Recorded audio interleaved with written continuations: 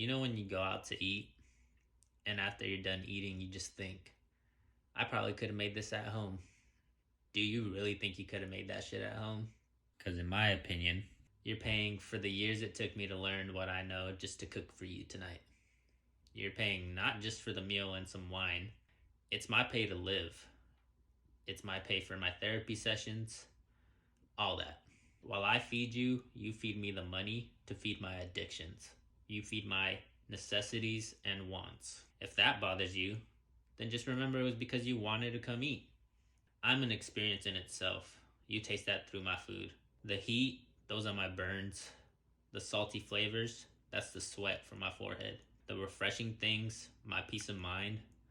The intensity, that's my daily 12-hour shift. Your dessert just happens to be my smoke break and my shifty because you decided to come in 5 minutes to close. So how about you just eat that shit and enjoy it? Fuck your mental retribution. This is the story of some chef slash cook slash artist slash whatever the fuck you want to call it and his toxic yet loving marriage to the kitchen. Through sickness and death. Welcome to Kitchen Anarchy. Ya bitches! So, this is kind of where my journey began. I worked for a few months. All the money that I made, saved it, threw it in my bank account. And then one day I decided to shove all my shit in my brother's truck and be like, yo, I'm going to culinary school. Weird as fuck. But it happened. And it did happen. And when I shoved all my shit in that truck, my family also hopped in that truck. Very supportive of me. Got here, we were like, what the fuck? Because my apartment, that was actually a dorm, was only 150 square feet with like a shared kitchen. And somehow I had to find a way to fit all my shit in there. But we made it happen. And this is just the beginning, but it's the beginning.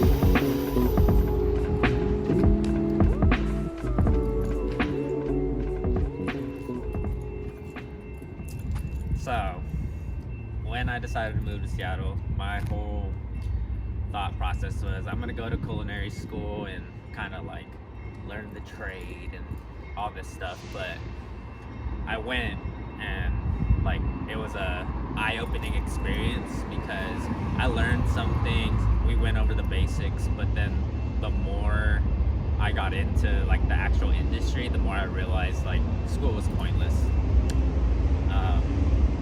It was great to experience it, but then like actually being thrown into kitchens, it was a whole different momentum. Like they taught me here, this is what you're gonna do, this is what you're gonna do, it's gonna be this easy, but you're gonna have to work hard, and the final was gonna be you pretty much have to work for a day, and if you pass this, you'll pass the class. But the fucked up thing is that's not how the real industry is. That's not the real life of a chef. They don't tell you you're gonna be working hella hours. They don't tell you that you're gonna get a degree and it's not gonna mean shit as soon as you step into the kitchen because you're still the newbie. You still have no experience when it comes to actually working in kitchens. And that alone like defined like my stepping stones to really learning the difference between just being a cook, just being someone that's doing it for fun, someone who's doing it as a trade, and someone who really lives through it passionately and like understands that this is a life commitment. It's not do it for a couple years until you get bored, because those are the people that don't make it. And this for me is literally like a passion to where it's never ending. So after this, I finally got that realization, but also that holy fuck moment, like, was this the right path? And as we can see now, I'm happy that I left school, but it also was good to know that this was something that was out there for certain people, because some people really need to live that part versus other people need to just get thrown into the shit and feel the burn and kind of get demolished so that they can be gemmed out, if that makes sense. But yeah.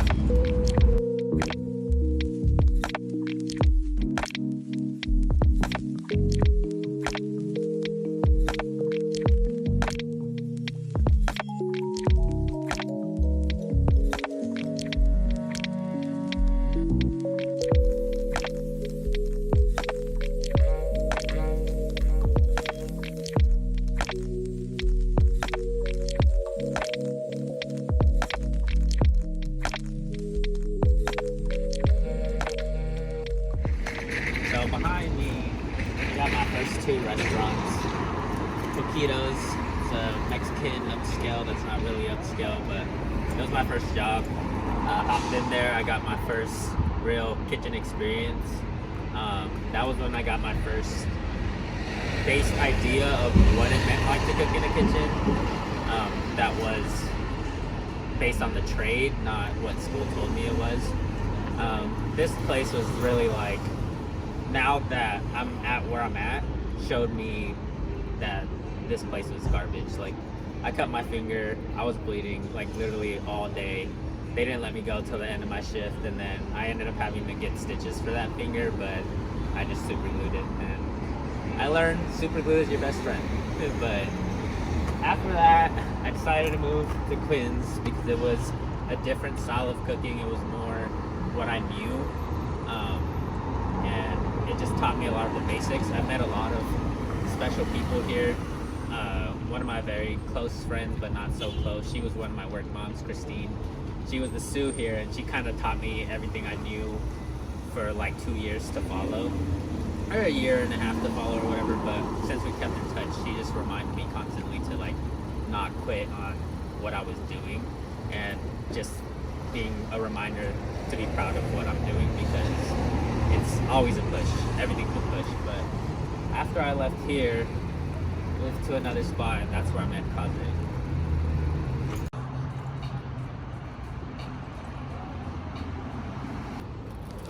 Okay, so new, as mentioned before, this is where I met my homie Kazu.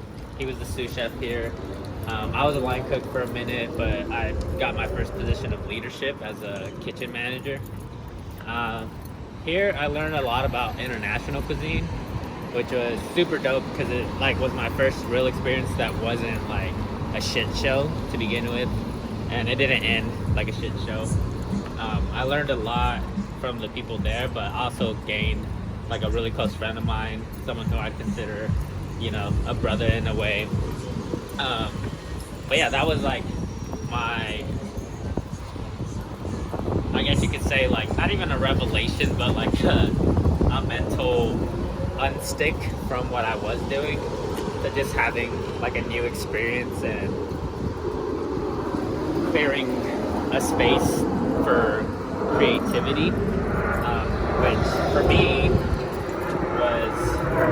it was dope, but it was also just like mind-boggling because I went through so many phases here. Like, this is where I had ups and downs, this is where I had like highlights, but also realized like being in a position of hierarchy for a bit like didn't give me the time to actually just sit there and constantly learn, and like I already felt in a position where I had to do the better and be the better and all this stuff, versus being able to just learn and like be creative with the shit I was doing.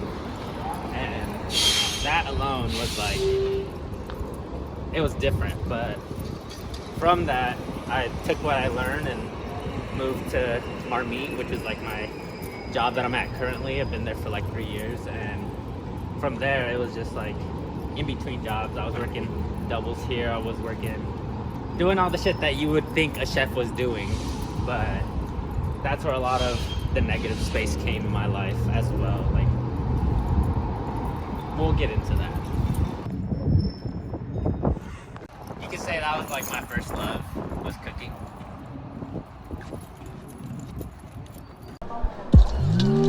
I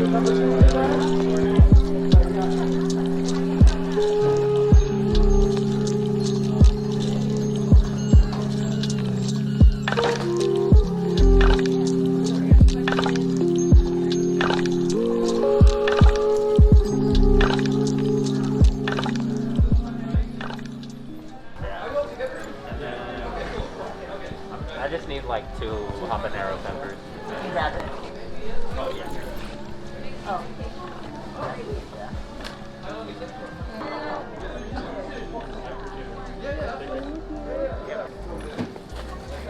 You guys have like fish fries here? No. Not right now, just with the COVID. Okay. I'm gonna get the artichoke lemon taco salad. Anything else for you? No, that'll be everything. And there's your card back.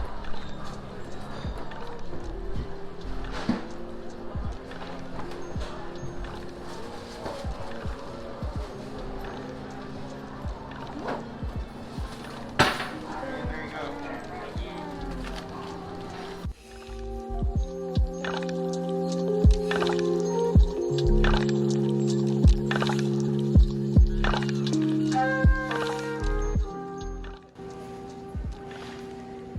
Ooh, which one you gonna get? I don't know, bro. I need something like the smallest kind of thing. I think you should get this big boy.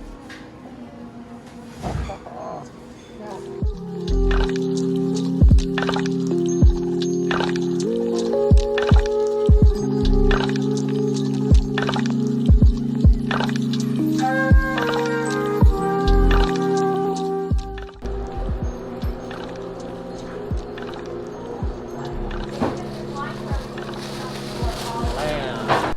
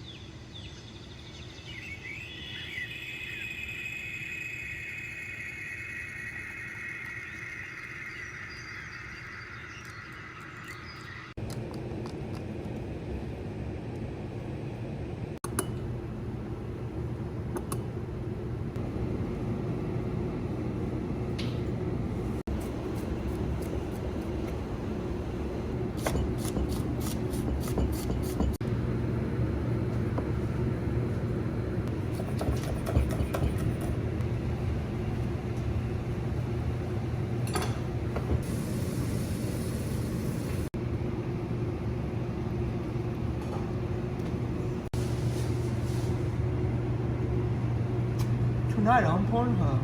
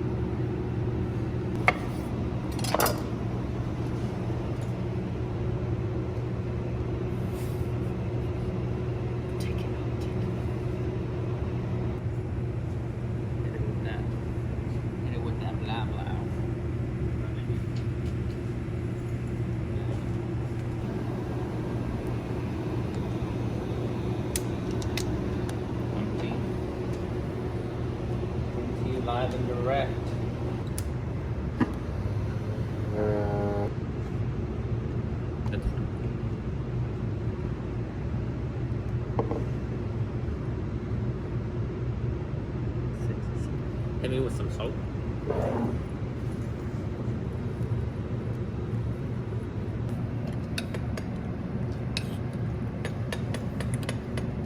It's too sweet.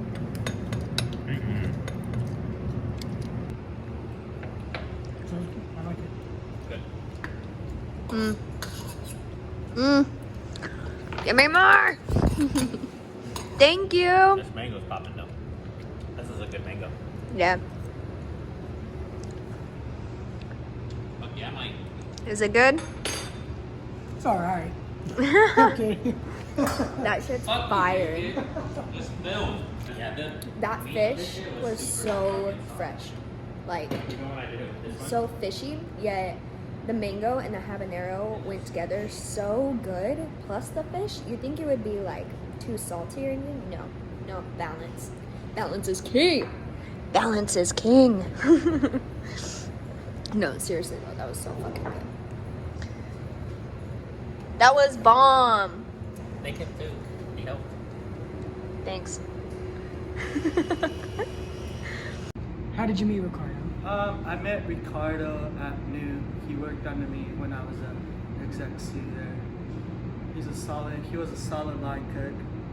We took him from Quinn, which is around the corner from my meet, and we pretty much saw a prodigy in him, and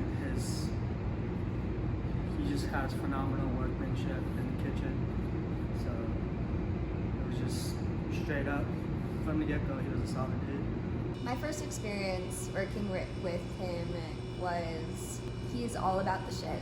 Like, he knows his shit and he doesn't give in to any type of, I don't want to say bullshit, but bullshit, because it's not only food to him, it is his lifestyle, it is his creativity, it's his passion. And you see that through his food and through tasting it, but being able to work with him and see how he works and what he does and his total constant of leveling up in all of those ways is just extraordinary, and it's inspiring to watch him do, because it's like, oh shit, like I've got to do it too, in a way. Ricardo cooking in a kitchen versus cooking at home. In the kitchen, like in the restaurant kitchen per se, he's all business and he's funny as fuck, and he'll come off as kind of a bastard sometimes, but that's only because he's truthful and he knows his shit and he's all about it and wants to perfect everything that he's doing. And so yeah, definitely more business in the kitchen. But him cooking at home, for the first while, he didn't cook at home at all. He has kind of gone through,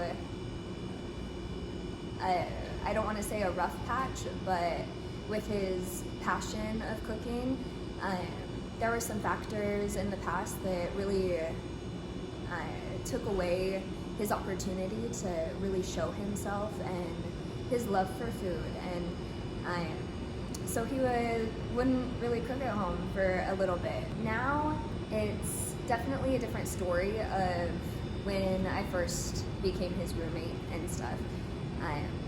He cooked a couple crazy dishes for me that blew my head out of the water, and those would come at like in a blue moon every once in a while, and they were amazing and fantastic. And that was also when I was working with him, and so I was able to taste his family meals and things he would whip up for everyone in the restaurant. And it was something that we always looked forward to too. If Ricardo was working and cooking, like, we were all there, like all ready to eat whatever he had created. But yeah, now at home he has more freedom per se, not with me in any personal way, but just the comfortability of his own space, of his own creative path with his cooking, that there's no limits whatsoever with it. And he has so many crazy ideas, and his Bible book full of recipes and stuff, even just to look through that is so much fun, because Like, you see it in his creative mind, and then once you see it get put on a dish and then tasting it, like, you see those three things put together to the final product, and you're like, how? How did this all come together? How perfect is this to, or, I don't know. Your downfalls. Oh, my downfalls when it comes to cooking are, there's like variations of it. There's time periods of each one, or each type. In cooking, you'll find a lot of joy, but with every joy you find your downfalls. For me, I find a lot of negative spaces within cooking because it is really time consuming. It takes up parts of your life. You sleep very minimal compared to a basic person. You're also like, your amount of time you get to spend with people. Right now my job isn't like that, to where I don't get to spend time with people because I enjoy my days off and I get to use them. But in previous jobs and previous times of, or my mental space was, there was points where it was bad. I was young and dumb, but the main thing that I remember is being so overworked that I had to be at work within 6-hour periods, which is insane, and that's one thing somebody will never tell you unless it's an actual chef or cook. I remember sleeping on rice bags, but before sleeping on rice bags, I remember getting off at work around 2 a.m., going out, getting drunk, doing coke off of rice bags and bars, real shit, and then that just allowed me to stay up. And then from there, going to work, sleeping on rice bags, just to wake up and be there for my shift, because if I was to try to go home and sleep, I would literally only sleep for 3 or 4 hours. Some of the hardest things that I've come to realize being a chef is, like, on top of lack of sleep, on top of lack of social life, there's your moments of like just deep darkness and like depression, to the point where it's not, do I want to keep doing this? It's more, is this the only thing I want to do all the time? But it's not the job itself, it's not the love for the food itself, it's not what it inspires me to do, but it's more the other shit. Dealing with people, dealing with certain types of people, taking in their energy that just diminishes who you are at times. And then being constantly reminded that you're good, but you're not great. You're not amazing. You're not better than me. That plays into like the competition of being a chef, is you break down people under you or around you just to remind them that you're better, because you guys are all fighting for the same goal. And there's times where people don't even know what that is, but that's what they're fighting for. Alright, next up we got artichoke and lemon pasta. I did not make this one because I was lazy, but it is locally sourced. You know, the people that made it. But this is gonna go with the roasted poblano, some toasted, roasted, sauteed habaneros, butter, a couple other little things. You'll see.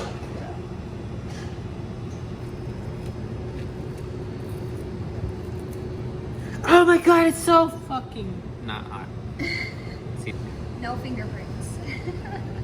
Okay. God bless me with burnt hands. Jarro habaneros.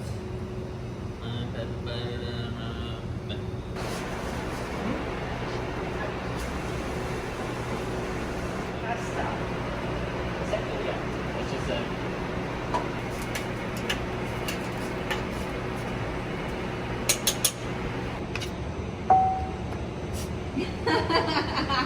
bloopers. I'm just kidding. No, you can throw that shit in too. That's the fun part.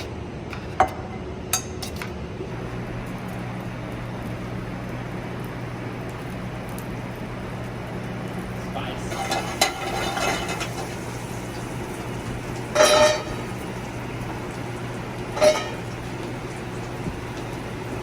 This is wasting gas. Do not do this. It's wasting gas. Do not do that. That's it off, buddy. Essentially, yes.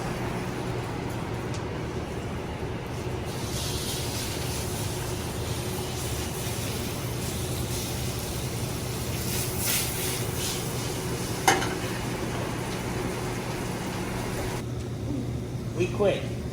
Let it burn. Smoke break.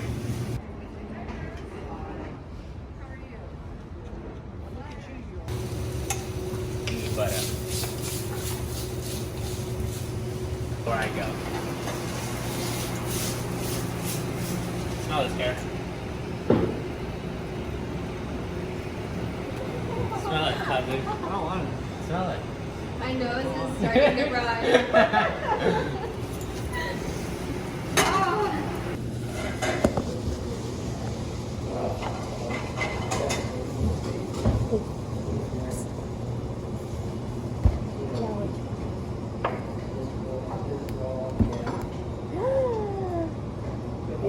Beat you.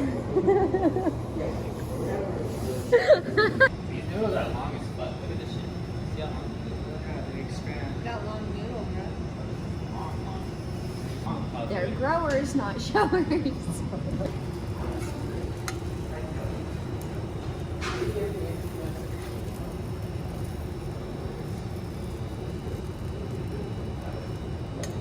That's a lot of pasta.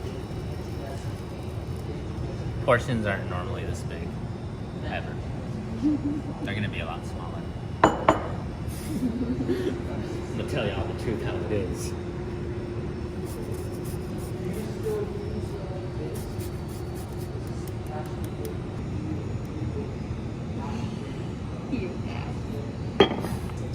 I'm gonna get a video of all of you guys. That needs a lot.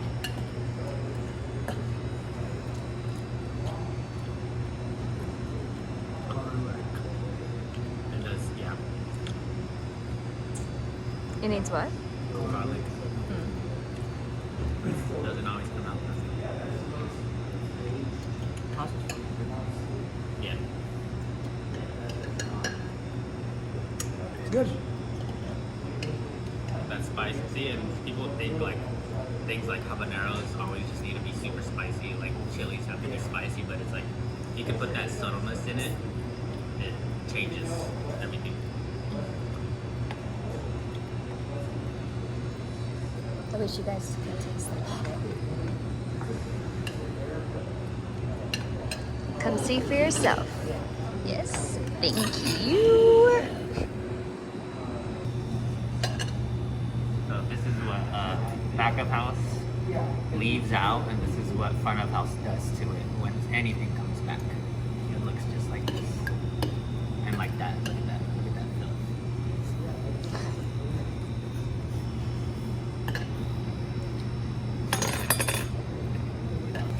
Mango salad has pasta in it. It's not a mango salad. It was mango with pasta in there. But it's good. One of my greatest thoughts in this time that I've been cooking and like just doing what I do is like the era where I just plastered tattoos all over myself. Like that's one of the things I love, but also just like reminded me like how deep I was into this shit. Like a basic person can just get tattoos wherever, but a basic person can get a tattoo on their neck and still get a job wherever they want. Like nowadays it's getting easier and easier for people, but not anywhere. Like I can't go be a business person that, you know, works in like a law firm or, you know, someone that works to, you know, big companies that like are trying to find someone that is a good face for their company. Like for chefs, this is a face. This is the face. This is one of the greatest faces. You got tattoos as a positive thing, and you got the nightmares as the other arm that just punches you in the face. It's a shitty thing to think about, but it's not like nightmares like someone's trying to stab you because knives are involved. It's more like going to work, hearing a ticket machine all day, then going home to sleep. And those moments you're sleeping, you're worried because you think something's burning. You're worried because you left something in a pan, but you didn't. You're worried, or you're just sickened and annoyed by ticket machines just constantly going off, and you keep pulling the tickets and it's just never ending. because that's really what it feels like in the kitchen sometimes, is it's a never ending until it does end. What has your experience been working with Ricardo and outside of work? As far as the kitchen, he's very diligent. He has great integrity and knows his ingredients, which makes a chef, especially when you know an ingredient and you know how to execute that ingredient. It makes a bigger flavor profile and the technique way better. And outside of work, he's just an outstanding guy. He's one of my good friends as well. I've known him for almost 5 years now, and we've just been rocking it ever since. So how does his food speak to you? Wants to taste his food, you'll find out. But me personally, it is wild. Like, we all gotta eat. We all gotta eat. We all do eat. We're supposed to eat 3 times a day type shit. And eating daily routine stuff versus getting a cooked meal from the heart, it changes everything. Your whole mindset about food gets changed, all from a single dish that seems so simple or so different at the same time, but it comes to life. And through our 5 senses, taste being such a powerful one that doesn't really get explored. Like, people's palates per se aren't really like developed because one, like fast food and just traditional cooking at home comes from like a box nowadays. But when you get fresh ingredients and a fresh ass cook to cook it for you, like those two things coming together, it changes your mindset about food in ways that you never would have imagined. Because food is always there, but to elevate that and to put love and passion and creativity on top of that, you have a change of heart for food, and you start appreciating eating more and eating good food more that tastes good and comes from good places and from good hands. Like, it's amazing. It's fucking amazing. I'd say one of the greatest things that I would advise to a younger version, or even another person that was or is like me, is to identify who you are before trying to identify with people, especially when it comes to like work people. Like, some people can become your friends, and we've seen that, you know. Some people can become people in your life that are like, it becomes a brotherhood or sisterhood or whatever. But also remember, you're there doing a job, getting paid, so go in there and get your money, get your experience, get whatever you can out of it while they're squeezing the life out of you. Another thing I would advise is, when you're tired and you're just ready to quit, don't let that shit take over you, because that's where you get pushed into the dead zone, the depression, the lockup, the I don't want to go to work today, so I'm gonna call in sick. We as chefs, we do not call in sick. We literally live through this shit. Like, someone dies and it sounds like a cult where you're literally there all the time. Like, someone dies and you work through that shit because you don't know how else to handle it. You don't cry automatically. You let that shit marinate. And that over time really becomes the portion where it really is a marriage to this shit, a marriage to the kitchen, a marriage to, for better or for worse, because it can be better, but it always gets worse before that and after that. So it's an engagement. It's something you have to give your life to, and if you're not willing to give your life to it, then I advise you to get the fuck out, because it's not for everyone. It's not for the faint of heart. It's not for someone who thinks they could do it. It's not for someone who's looking for a hobby. If you're looking for a hobby, go work at McDonald's. Go make yourself some quick cash. That's another thing I would have advised to myself as a younger person, is all that fast food and shit. You want to say, oh, McDonald's people deserve $15 an hour, blah, blah, blah, all this shit. Fuck that. Because you're complaining about what we're doing here, when a lot of us, when we started doing this, when we started creating dishes that cost so much, we weren't seeing a penny of that. We were seeing our hourly wage was $2 less than $15.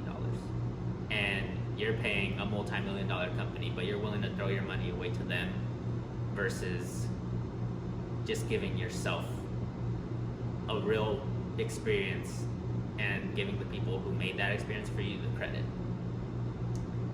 I advise you to really go out and experience what a day like that really looks like.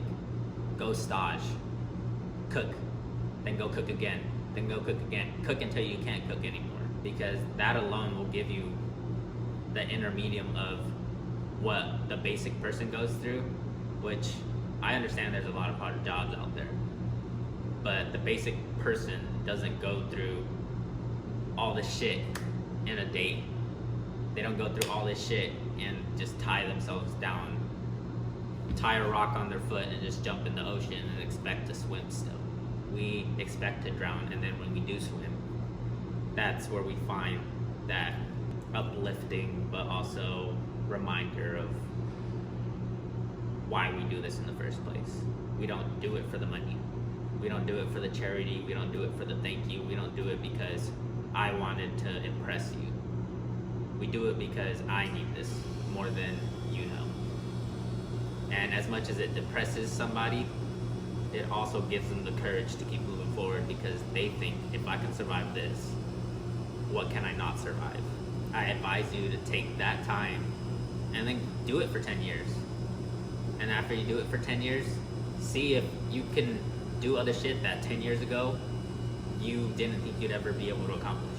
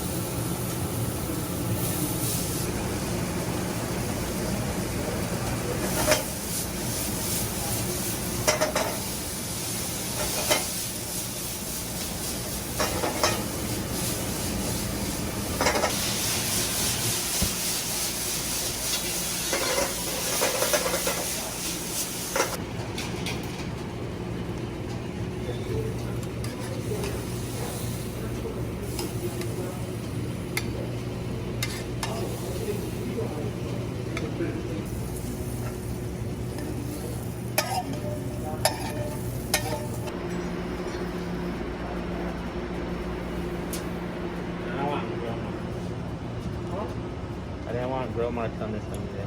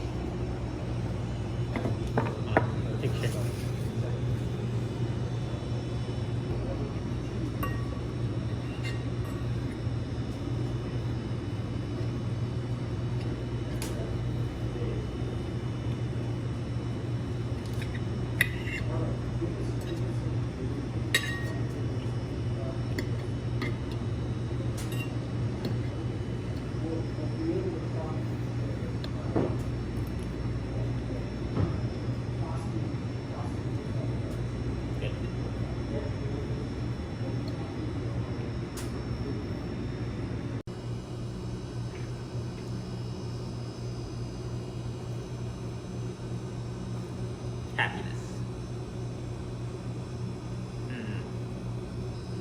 When I think about all this shit, all these things, this whole industry, this whole momentum, this whole journey, I personally just think about the fact that I would not change any of this shit for anything else.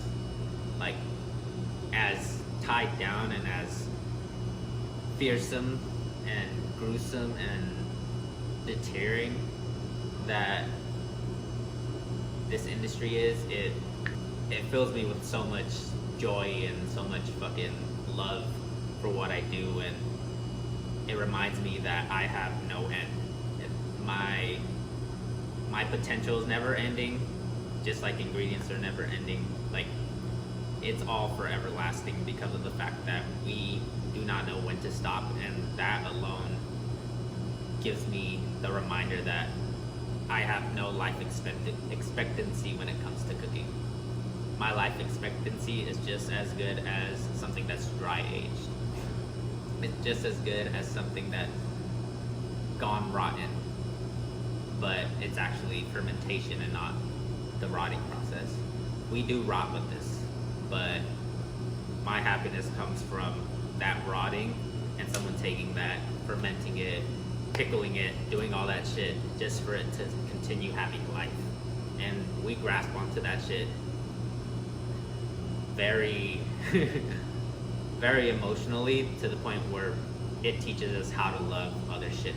It teaches us how to enjoy other shit more than the average person, which to me, that just circles all around to like my family, my friends, my close personal people, because I can cook every single day of the week.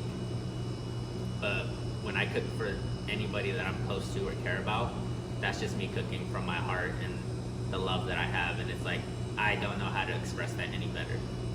If I make you a meal that I spent time on, that I just made specifically for you, then you know I have some sort of affection, some sort of care, some sort of me within that. If I ever didn't put a decent effort into doing something, then you just know you're another customer. You're another person that wouldn't pay me even if we were friends to do the same shit I just did, but you'll take it for free. But at the end of the day, with all of this, like the amount of creativity that this allows me, the amount of passion I can put behind this, the amount of effort I'm willing to put, the amount of time I'm willing to put, the amount of burns I'm willing to get, blood I'm willing to shed, fucking sweat from my forehead I'm willing to put down and put on a towel and just keep rolling and just keep punching. Like, that helps me live. That alone helps me keep going forward, because without that, I'd be a boring fuck. I'd be a lifeless garbage. When Ricardo first told me that he was a chef, I didn't really think twice about it, because I've worked in restaurants before and I've been around chefs before. But once I started working with him and like being his roommate and then spending every day with him, and now him being my best friend, like, it has become such a crazy world to be a part of, per se. Just because it all adds up. It all adds up. All these little quirks that he has, like, they all come together to represent him. And there's no bullshitting his love for food and his love for cooking. And yeah, I one thing I love to look out for is when people eat his dishes, especially for the first time, the look on their face. Like, when you taste something good, you show it in your face. Like, there's no hiding that smirk of sensation that's going through your taste buds at the moment. What is your impression of him now? Same as always. I have very high expectations for him, and I still do. And my standards are high anyway, so it works out for both parties. Moment of realization when you knew he had potential as a chef. I mean, his mentality, I guess, and work ethic, that's the biggest thing as a chef, or to become a chef. Because if you don't work hard, it doesn't pay off. Because you have to be first in, last out. And if you're not doing that, get the fuck out of here.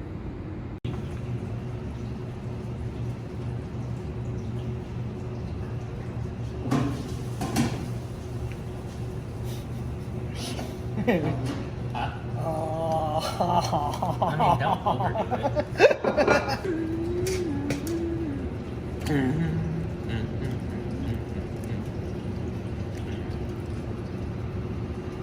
Give me some of your delicious wine.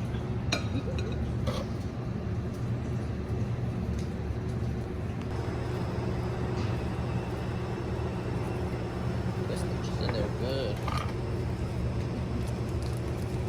Oh no. I'm gonna destroy it.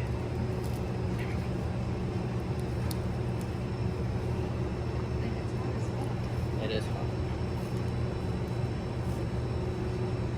But we did it.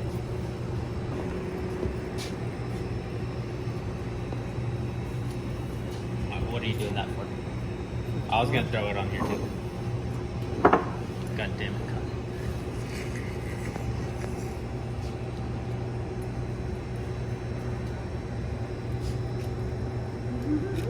I want the collar right here. Yeah, that's better.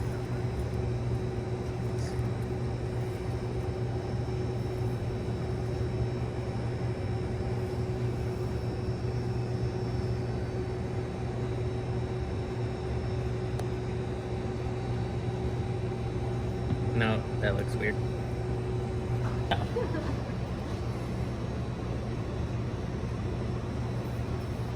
Can you hear me? The lemon in the microphone. Yes.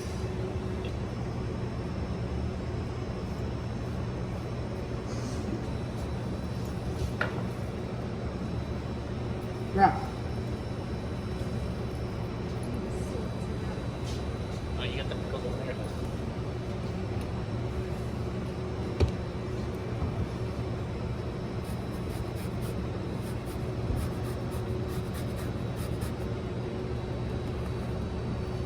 Bam.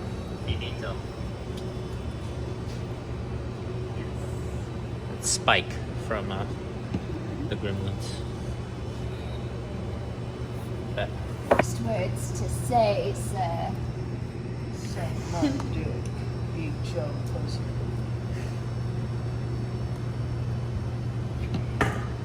You bitches. No, I'm just kidding.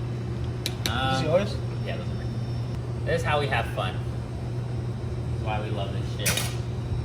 Sometimes you just want to go in and make some shit. Go to the store and make some shit from the shit you got at the store. But that's shit like this, random little things that allow us to be creative. And this one thing is endless. This is endless. You can never do too much with any of it because you could always do more. Like us, we never reach our full capability as people, and ingredients also never reach their full capability. But yeah, sometimes you gotta enjoy the shit, eat it, make dirty dishes. Kampai.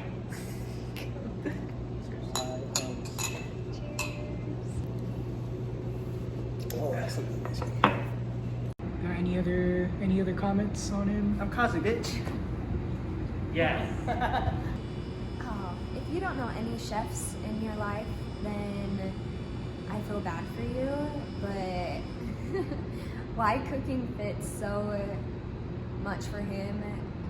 Because it's not something that everyone can do.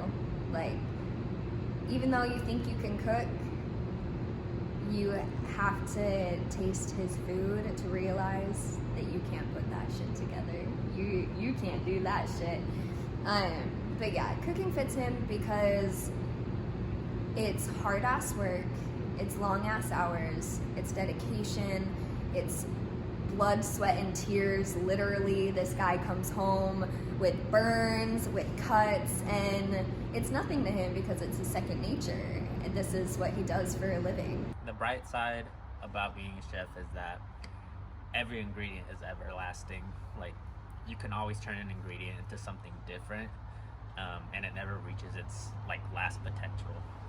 Just like people never reach their final ending, and that's what I love mostly about it. Like, don't get me wrong, I love the heat and the burns and, you know, needing cornstarch.